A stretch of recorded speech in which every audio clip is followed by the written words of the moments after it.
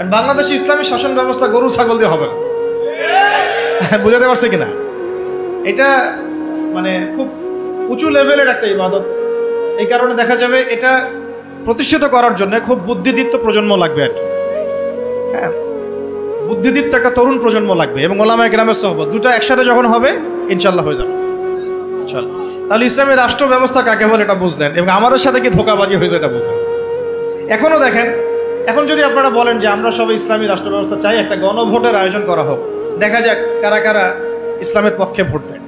ঠিক আছে, দেখবেন যদি 80% মানুষও ভোট দেয় যে হ্যাঁ আমরা ইসলামের পক্ষে আছি, আমরা ইসলামী শাসন ব্যবস্থা চাই, আমরা চাই দেশের মধ্যে আল্লাহর বিধান বাস্তবায়িত হোক, ওই যে 20% মানুষ যারা চায় না, ওদের মতটাই প্রাধান্য পাবে এই সিস্টেমের মধ্যে, তারা আমাদের মতকে প্রাধান্য দিবে না।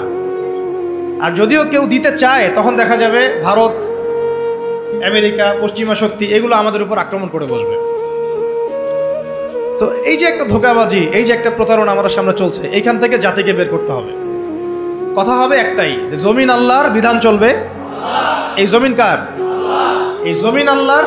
আমি আল্লাহর বান্দা, আমি আল্লাহর দিন পালন করি, আমি আল্লাহর রাসূল মুহাম্মদ সাল্লাল্লাহু আলাইহি ওয়াসাল্লামকে অনুসরণ করি। এই জমিনে মুসলিমদের মধ্যে শরিয়া চলবে, বিধান চলবে কার? আল্লাহর। সোজা কথা।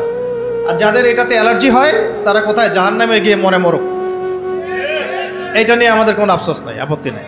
হ্যাঁ, তারা যদি ভালোই ভালোই মেনে নেয় তো আলহামদুলিল্লাহ, না মানলে আমরা দাওয়াতের কাজ তো করতে থাকবোই।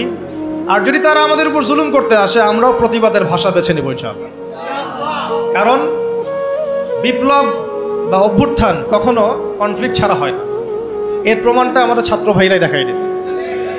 একটা আদর্শকে যদি আপনি রাষ্ট্র পর্যায় পর্যন্ত নিতে চান, সবসময় শুধু দাওয়াতের মেহনত দিয়ে যথেষ্ট হবে না, অনেক সময় প্রতিবাদের ভাষারও প্রয়োজন আছে। এবং প্রতিবাদের ভাষায় কথা বললে যে কাজ হয়, এটা তো জুলাই মাসে এর প্রমাণ বহন করছে না?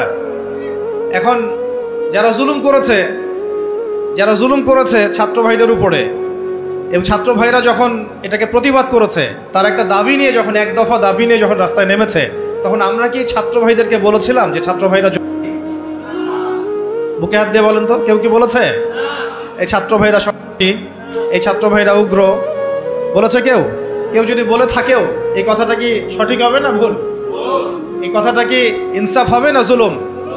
বরং এই ছাত্র ভাইরা ছিল মাজলুম, তাদেরকে নির্বিচারে গুলি করে হত্যা করা হয়েছে। এর পরবর্তীতে তারা এই পদক্ষেপ নিয়ে রাস্তায় নেমেছে। প্রথমে তো তারা নেমেছিল না।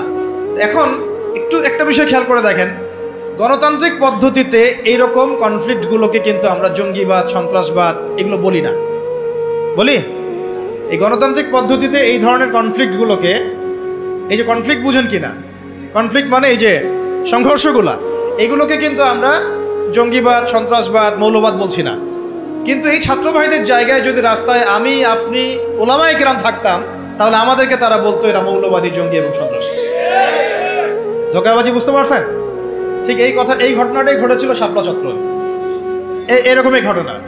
ওই সময় তো ছাত্র ভাইরা আমাদের সাথে ভেবে ছিলেন না, ছিল শুধু ওলামায়ে কেরাম এবং তোল্লাব যারা, তারা ছিলেন। এই কথা হচ্ছে, তখন কিন্তু আমাদেরকে জাতির সামনে এবং পুরো বিশ্ব মিডিয়া উপস্থাপন করা হলো যে এরা উগ্র, এরা জঙ্গিবাদী, এরা সন্ত্রাসী, তাই না? বহুজনের ঘাড়ে 10টা-20টা করে মামলা ঝুলা দেওয়া হলো, কত ভাইকে শাপলা চত্বরে নির্মমভাবে গুলি করে হত্যা করা হলো। তো এই যে বিষয়গুলো, ইসলামকে কিভাবে তারা সমাজ থেকে সংকীর্ণ করে, এটা আপনাদেরকে বুঝতে হবে। যখন ইসলামের প্রশ্ন আসে, তখন তারা আমাদের উপর এমন জুলুমের স্টিম রোলার চালায় যেটা আবু জেহেলও করে নাই। কিন্তু গণতান্ত্রিক পদ্ধতিতে যখন তারা কোনো কনফ্লিক্টে যায়, তখন তারা কিন্তু এটাকে জঙ্গিবাদ, সন্ত্রাসবাদ বলছে না, বরং আমরা বলছি ছাত্র ভাইরা সাহসিকতার পরিচয় দিয়েছেন এবং তারা ছিলেন এখানে সবচেয়ে হকপন্থী। তারা হকপন্থী ছিলেন না, বিপরীত পক্ষ হকপন্থী ছিল। এখন হকের তো বিজয় হলো, এটাও তো দেখলাম। আর বিজয়ের সময় কি তারা শুধু দাওয়াত দিয়েছে? যখন তাদেরকে মেরেছে, তারা কি বলেছে ভাই আর মারিয়েন না, আল্লাহর রাস্তায় আর মারিয়েন না? নাকি তারাও দুই একটা লাঠি সোঁটা নিয়ে প্রতিবাদ করেছে? কোনটা? আর এই প্রতিবাদটাই যদি আবু তো আদনান করতে যাইতো, তাহলে সমস্যা ছিল। এই প্রতিবাদটাই যদি আমাদের ওলামায়ে কেরাম করতেন, তাহলে সমস্যা ছিল। এই প্রতিবাদগুলো যদি আমরা বেশি না, ওই যে কুরবানির জবাই করা ছুরিগুলো নিয়ে বের হইতাম, তাহলে অবস্থা খারাপ। অস্ত্র শস্ত্র তো না, এগুলি কি অস্ত্র? সবার বাসায় আছে না কুরবানির গরু জবাই করা ছুরি? তারা বের হয়েছে কি নিয়ে? সাউন্ড গ্রেনেড নিয়ে, মেশিন গান নিয়ে, AK-47 নিয়ে শুয়ে শুয়ে গুলি করতেছে আর বলতেছে যে 5টারে মারলাম, 10টারে মারলাম। ভিডিওগুলো দেখেন নাই? এর বিপরীতে ছাত্র ভাইরা কি নিয়ে বেরোচ্ছে? লাঠি সোটা ইটপাট কেলেই তো, এই তো। এমনকি ওই যে আপার অনুসারী যারা ছিল তারা যে অস্ত্রশস্ত্রগুলো নিয়ে শোডাউন করেছিল আর কি, সেগুলোও কি ছাত্র ভাইদের কাছে ছিল? ছিল কি? ছিল না। এমনকি মেয়েদেরকেও মার খেতে হয়েছে, তাই না? কথা হচ্ছে এর যদি 10% ওলামায়ে কেরাম কেউ করতো, তাহলে সারা দুনিয়া জুড়ে একটা ইস্যু তৈরি করা হতো যে বাংলাদেশ একটা মৌলবাদী রাষ্ট্র হয়ে গেছে। আপনাদেরকে বিশ্বের এই সভ্যতার এই ষড়যন্ত্রগুলো বুঝতে হবে, সভ্যতার বৈশ্বিক ষড়যন্ত্রগুলোকে বুঝতে হবে। এই সমস্যাটা শুধু আমাদের আঞ্চলিক সমস্যা না, এটা একটা বৈশ্বিক সমস্যা। যখনই মুসলিমদের উপর জুলুম হয়, মুসলিমরা যদি মার খায়, মার খাওয়া অবস্থাতেও তাদেরকে বলা হয় সন্ত্রাসী জঙ্গি। আর যদি তারা প্রতিবাদের ভাষা বেছে নেয়, তাহলে তো সারা বিশ্ব মিডিয়া ফলাও করে প্রচার করে যে এই মুসলিমরা জঙ্গি, সন্ত্রাসী, এরা উগ্রবাদী, এরা রাষ্ট্রে অস্থিতিশীলতা সৃষ্টি করতে চায়, এদেরকে রাষ্ট্র থেকে হটাও, এদেরকে গুম করো, এদেরকে খুন করো, এদেরকে ক্রস ফায়ারে দিয়ে দাও। এইভাবেই জুলুম করা হয়েছে আমাদের সাথে বিগত প্রায় 50 বছর থেকে। তাই নামকা ওয়াস্তে শুধু মুসলিম রাষ্ট্র না, আমরা চাই একটা পরিপূর্ণ ইসলামী রাষ্ট্র। যতদিন পর্যন্ত পরিপূর্ণ ইসলামী রাষ্ট্র এবং শাসন ব্যবস্থা কায়েম না হচ্ছে, ততক্ষণ ওলামায়ে কেরামদের দুর্দশাও দূর হবে না, আমাদের দুর্দশাও দূর হবে না, আল্লাহি দূর হবে না। বরং ওরা মসজিদ মাদ্রাসাগুলো পর্যন্ত নিয়ন্ত্রণ করতে থাকবে। নিয়ন্ত্রণ করে নাই তার আগে? এমনকি জুমার খুতবায় চিঠি পাঠায় দেওয়া হতো যে এই যে এই বিষয়ে আলোচনা করবেন, বাকি ডানে বামে যেন কথা না যায়। প্রত্যেকটা মসজিদে DGFI বসে থাকতো, NSI বসে থাকতো, ডিবির লোকজন বসে থাকতো। হয়তো এখনো থাকে, কিন্তু অত সাহসিকতার সাথে হয়তো বের হতে পারে না, কিন্তু আছে ঠিকই। কথা হচ্ছে যে তখন তো প্রত্যেকটা রেকর্ড চলে যেত জায়গা মতো, কোন জায়গায় কি আলোচনা হচ্ছে, কোন মাহফিলে কি আলোচনা হচ্ছে। এই জন্য আপনাদেরকে আমি বলতাম, এখনো বলি যে মোবাইল ফোনের এই যে মানুষকে প্রচার করার, জানান দেওয়ার যে একটা অপসংস্কৃতি, এখান থেকে বের হন। কিছু কাজ গোপনে করতে শিখেন। তারা গোপনে গোপনে এইভাবে দায়ীদের, আলেমদের নাম লিস্ট করে গোপনে গোপনে উঠায় ফেলতো। কাউকে গুম করার সময় তারা কি বলতো লাইভে এসে, অমুককে আজকে গুম করব? বলতো কখনো? তাহলে আমরা তো দেখা যায় এমন একটা অবস্থা, কোথাও ওয়াজ করতে গেলে বরকত দান করে জানাইতেই হবে মানুষকে। আমার না জানানো পর্যন্ত আমার ইবাদত মনে কবুল হচ্ছে না। এই যে একটা সাইকোলজিক্যাল ডিসঅর্ডার, আমি বলি এটা সাইকোলজিক্যাল ডিসঅর্ডার। মানে আমাদেরকে আরো অনেক স্মার্ট হইতে হবে। এত সহজ না রাষ্ট্র পর্যায় পর্যন্ত ইসলামকে নিয়ে যাওয়া। আমাদের ভিতরে ভিতরে কাজ করতে হবে, গোপনে গোপনে কাজ করতে হবে। নবী সাল্লাল্লাহু আলাইহি ওয়াসাল্লাম প্রথম 3 বছর গোপনে দাওয়াত দিয়েছেন। কত বছর? 3 বছর টানা। কিছু কাজ গোপনে করতে হয়, কিছু কাজ গোপনে করতে হয়। তাহাজ্জুদের কিছু দোয়া গোপনে করতে হয়। ওই গোপন দোয়াতে ওমর রাদিয়াল্লাহু আনহুর মতো মানুষ ইসলাম কবুল করে। ভালো করে বুঝবেন, সবকিছু প্রচার করতে হয় না। হ্যাঁ, প্রচার আমি করব, যেটা প্রচার করার প্রয়োজন, যেটা প্রচার করা দরকার, যেটা প্রচার করলে কাফেরের গায়ে জ্বালা ধরবে, সেগুলো আমরা প্রচার করব। কিন্তু সবকিছু সব জায়গায় প্রচার করতে হয় না, এটা আমাদেরকে বুঝতে হবে। এখন যারা বাংলাদেশকে শাসন করছে এখনো, তারা কি সব পলিসিগুলো সবার সামনে উন্মুক্ত করছে? করছে না। গোপনে গোপনে কি হচ্ছে আল্লাহই ভালো জানে। কি হচ্ছে আমরা তো আজ করতে পারি, আজ তো করতে পারছি। এরপরে যারা ওই যে ওত পেতে বসে আছে আর কি, সুযোগ পাইলেই ক্ষমতা দখল করবে, তারা কি করতেছে এটা কি আপনাদের সবাইকে বলতেছে? গোপনে গোপনে করছে, মাঠ রেডি করছে তারা। ঠিক এই কারণে আমরা যদি ইসলামী রাষ্ট্র ব্যবস্থায় যেতে চাই, তাহলে ওলামায়ে কেরাম এবং আপনাদেরকে, স্পেশালি ইয়াং জেনারেশন, তরুণদেরকে, তোল্লাবদেরকে কিছু কিছু বিষয়ে গোপন রাখার অভ্যাস তৈরি করতে হবে। আল্লাহ পাক করার তৌফিক দান করুন। তো একটা তো সংজ্ঞা বুঝলাম যে ইসলামী রাষ্ট্র ব্যবস্থা কাকে বলে। এখন দ্বিতীয় পয়েন্টে আসেন, ইসলামী রাষ্ট্র ব্যবস্থা নতুন কোনো বিষয় নাকি প্রাচীন কোনো বিষয়, এটাতে আসি না। তারা আবার বলবে যে এটা নতুন কোন একটা মতবাদ নিয়ে আসতেছে এরা, বিশ্বের বুকে আমরা তো এগুলো দেখি নাই আগে। আমরা দেখে আসছি ওই সোভিয়েতের শাসন, দেখে আসছি ওই মাও সেতুংয়ের শাসন, দেখে আসছি লেনিনকে দেখেছি, স্টেলিনকে দেখেছি, ওই আব্রাহাম লিঙ্কনের শাসন দেখেছি, তাই না? পশ্চিমাদের উত্থান দেখেছি, ফরাসি বিপ্লব দেখেছি। এরা আবার কি বলে ইসলামী শাসন, ইসলামী খেলাফা, ইসলামী শরিয়া এটা প্রতিষ্ঠা করতে চায়। তো তারা তো আমাদেরকে মনে করবে আমরা জাদুঘরে রাখার প্রাণী, মঙ্গল গ্রহ থেকে মনে হয় আসছে, তাই না? এখন জবাবটা জেনে রাখেন। জবাব হচ্ছে, পৃথিবীর প্রথম মানুষ ছিলেন একজন নবী। বলেন, কি বললাম? পৃথিবীর প্রথম মানুষ ছিলেন একজন, কি নাম? আদম আলাইহিস সালাম। তো আদম আলাইহিস সালামকে আল্লাহ পাক কি হিসেবে সৃষ্টি করেছেন? জবাব, খলিফা হিসেবে। কি হিসেবে? ওয়াইজ ক্বালা রাব্বুকা লিল মালাইকা ইন্নী জাইলুন ফিল আরদি খলিফা। স্মরণ করুন হে নবী সেই সময়ের কথা যখন আমি ফেরেশতাদেরকে বলেছিলাম যে আমি পৃথিবীতে আমার খলিফা পাঠাতে চাই। আমরা দুনিয়াতে কার খলিফা? খলিফা মানে কি সেটাও আমাদের জানা উচিত। ঘুম পাচ্ছে? ঘুম পাচ্ছে কি? একটু জেগে থাকেন। এরকম বহু রাতের পর রাত না ঘুমায় কাটাতে হবে, তারপরে দিন কায়েম হবে। এমন আমার তো মনে হয় বিগত 3-4 বছরে আমরা 4 মাসও টানা রাত্রেবেলা মনে হয় শান্তিতে ঘুমাই নাই এখন পর্যন্ত। ঠিক আছে, ঘুম কমাতে হবে, পরিশ্রম বাড়াতে হবে, মেহনত বাড়াতে হবে, খাওয়া কমাতে হবে। এরকম ভুঁড়ি বানানো যাবে না। শরীর চর্চা করতে হবে, কসরত করতে হবে। ঠিক আছে, শক্তিশালী হতে হবে মানসিকভাবে, শারীরিকভাবে, ইমানের দিক থেকে, আমলের দিক থেকে। এত দুর্বল হলে চলবে না। বুঝতে পারছি ভাই? সাহাবীদের জীবনীগুলো পড়েন, নবী সাল্লাল্লাহু আলাইহি ওয়াসাল্লাম সিরাতটা পড়েন, দেখেন কিভাবে তারা কষ্ট করেছেন দিনের জন্য, কি পরিমাণ কষ্ট করেছেন। এটা নিয়ে ইনশাআল্লাহ আরেকদিন আলোচনা করব। উহুদের যুদ্ধের ঘটনা যদি পড়েন দেখবেন সাহাবীরা কিভাবে কষ্ট করেছেন, কিভাবে কষ্ট করেছেন। 40টা 50টা তরোয়ারের আঘাত গায়ে নিয়েও নবী সাল্লাল্লাহু আলাইহি ওয়াসাল্লামকে কাঁধে করে উহুদের পাহাড়ে উঠেছেন তালহা রাদিয়াল্লাহু আনহু। নবীজি বলেছেন তোমরা যদি কোনো জীবন্ত শহীদকে দেখতে চাও এই তালহাকে দেখো, সে বেঁচে আছে কিন্তু শহীদ হয়ে গেছে।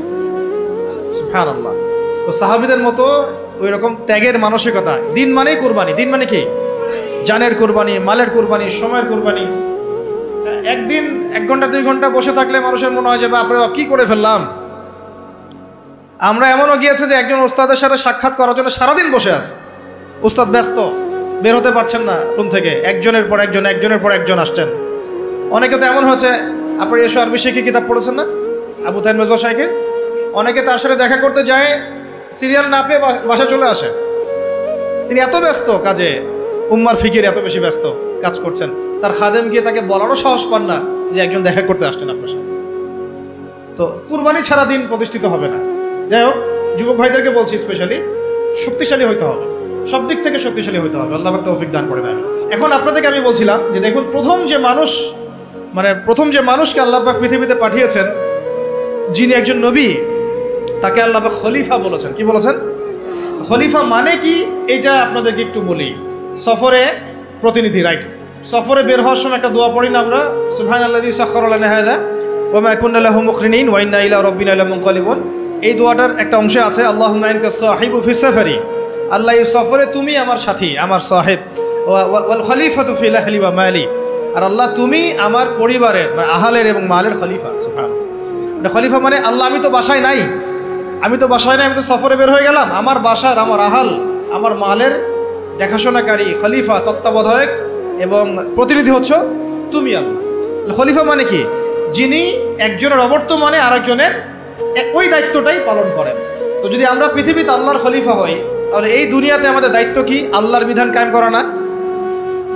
যদি আমরা আল্লাহর জমিনে আল্লাহর বিধান না কায়েম করি, তাহলে কি আমরা আল্লাহর খলিফা হব না শয়তানের খলিফা হব? বুঝে কথা বলেন। আল্লাহর জমিনে আমরা এসেছি আল্লাহর খলিফা হয়ে। এই পৃথিবীতে আমরা ছিলাম না, ছিলাম জান্নাতে। কোথায়? সেখান থেকে আমাদের বাবা আদম আলাইহিস সালাম, আমাদের মা হাওয়া আলাইহিস সালামকে পাঠিয়ে দেওয়া হলো। কি কারণে পাঠানো হয়েছে এটা তো অন্য আলোচনা, আপনারা তো জানেনই। সাথে ইবলিসকেও পাঠানো হয়েছে। কাকে? ইবলিসকে। এই কনফ্লিক্ট চলছে, কিয়ামত পর্যন্ত চলবে। আর মানুষের হায়াত অল্প, ইবলিসের হায়াত আবার কিয়ামত পর্যন্ত, তাই না? এখন তার মিশন হচ্ছে মানুষকে সে জাহান্নামে নিয়ে যাবে। আর আদম আলাইহিস সালাম, হাওয়া আলাইহিস সালাম যখন পৃথিবীতে এসেছেন, তখন থেকে নিয়ে এই জমিনে আল্লাহ পাকের খলিফা কারা ছিলেন? আমাদের পিতা, আমাদের মাতা নন? তারপরে তার সন্তান, তার সন্ততি নন? এখন যদি আমরা আল্লাহর জমিনে এসে আল্লাহর বিধান বাস্তবায়ন না করি, তাহলে কি আমরা আল্লাহর খলিফা হতে পারবো না শয়তানের খলিফা হব? কেউ যদি আল্লাহর জমিনে আল্লাহর নাজ নেয়ামত ভোগ করে শয়তানের দাসত্ব করে, শয়তানের বিধান বাস্তবায়ন করে, সে কি আদৌ আল্লাহর খলিফা না শয়তানের খলিফা? কারণ আপনারা আমাকে বলেন, এই পুরো বিশ্ব সিস্টেমে যারা আল্লাহর আকাশের নিচে আল্লাহর বাতাস নিয়ে আল্লাহর রিজিক ভোগ করে, আল্লাহর দেওয়া হায়াত ভোগ করে, হ্যাঁ আল্লাহর দেওয়া নাজ নিয়ামত ভোগ করে, আল্লাহরই জমিনে আল্লাহর বিধান বাদ দিয়ে শয়তানের, তাগুতের, কাফেরের বিধান বাস্তবায়ন করছে, তারা কি আদৌ আল্লাহর খলিফা? তারা কি আদৌ আল্লাহর খলিফা? আর তাদের ওই সিস্টেমটা কি আদৌ খিলাফা সিস্টেম? হ্যাঁ, যেহেতু তারা খলিফা নন, তাহলে তাদের সিস্টেমও তো খিলাফা সিস্টেম হওয়ার প্রশ্নই ওঠে না। বরং ওই সিস্টেমের নাম আল্লাহ পাক বলেছেন তাগুত। কি নাম? তাগুতি সিস্টেম। কি সিস্টেম? তাগুতি সিস্টেম। তাগুতি সিস্টেম মানে যারা শয়তানের দাসত্ব করে, প্রবৃত্তির দাসত্ব করে, মন গড়া বিধান রচনা করে, এগুলোকে বলা হয় তাগুত। কি বলা হয়? আর এই তাগুতকে আল্লাহ পাক কুফরি করতে বলেছেন। তাগুতের সাথে আমাদেরকে আল্লাহ মুমিনদেরকে বলেছেন তোমরা তাগুতের সাথে কুফরি করো এবং আল্লাহর প্রতি ঈমান নিয়ে আসো। তাগুতের সাথে কুফরি না করে কেউ আল্লাহর প্রতি ঈমান আনতে পারবে না। ফামান ইয়াকফুর বিত-তাগুত ওয়া ইউমিন বিল্লাহ ফাকাদ ইসতামসাকা বিল উরওয়াতিল ওয়াসকা। সূরা বাকারার 256 নম্বর একটা পড়ে দেখো। আল্লাহ পাক বলেছেন তোমরা যারা তাগুতের সাথে কুফরি করে এবং আল্লাহর প্রতি ঈমান নিয়ে আসে, তারা একটা শক্ত হাতল ধরেছে যেটা কখনো ছিন্ন হওয়ার নয়। সুবহানাল্লাহ। তাহলে আমাদের কাজ তাগুতের সাথে কুফরি করা। কুফরি মানে কি? অস্বীকার করা। আমরা কি শয়তানকে স্বীকার করব না অস্বীকার করব? তাগুত এক প্রকার শয়তান, আমরা কি তাকে স্বীকার করব না অস্বীকার করব? তাহলে আল্লাহর জমিনে যারা আল্লাহর বিধান বাস্তবায়ন করছে না, তারা কি আল্লাহর খলিফা না তাগুত? তাহলে এই তাগুতের দাসত্ব করলে আমি গুনাহগার হব না?